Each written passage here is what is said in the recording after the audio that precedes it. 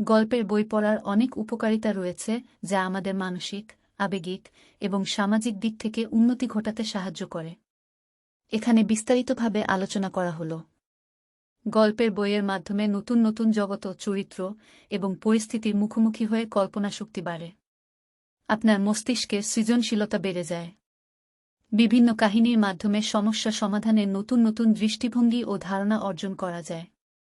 গল্পের চরিত্রদের আনন্দ, দুঃখ বা উত্তেজনা অনুভব করার মাধ্যমে আবেগিক স্বস্তি ও সহানুভূতি বৃদ্ধি পায়। একটি ভালো গল্প পড়ার মাধ্যমে মানসিক চাপ কমানো যায় এবং শান্তি লাভ করা যায়। নতুন শব্দ ও বাক্যাংশ শেখার মাধ্যমে ভাষাগত দক্ষতা উন্নত হয়।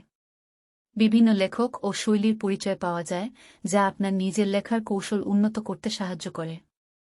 বিভিন্ন গল্পের মাধ্যমে নানা সংস্কৃতি, ঐতিহ্য ও সমাজের বিষয় শেখা যায়।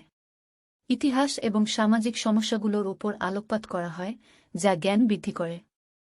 গল্প পড়ার সময় আপনার মনোযোগ কেন্দ্রীভূত থাকে এবং ফোকাস বাড়ায়।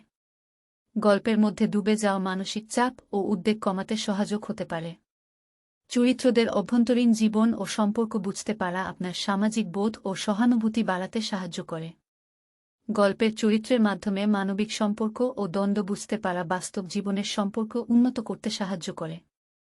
একটি ভালো গল্প আপনাকে বিনোদন দেয় এবং দৈনন্দিন জীবনের চাপ থেকে বিরতি নিতে সাহায্য করে। একটি বইয়ের মধ্যে ডুবে যাওয়া মানসিকভাবে বিশ্রামদায়ক হতে পারে।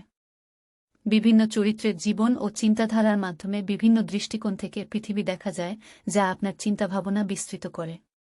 অনেক গল্পে নৈতিক শিক্ষা থাকে যা ব্যক্তিত্ব গঠনে সহায়ক হতে পারে। গল্পের চরিত্রদের জীবন ও লড়াইয়ের মাধ্যমে আত্ম-উন্নয়ন ও জীবন শিক্ষা গ্রহণ করা যায়।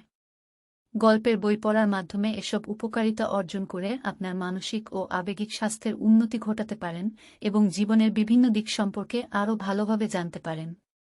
ভিডিও দেখার জন্য অনেক ধন্যবাদ। প্লিজ ভিডিওতে লাইক দিন, কমেন্ট করুন, চ্যানেল সাবস্ক্রাইব করুন।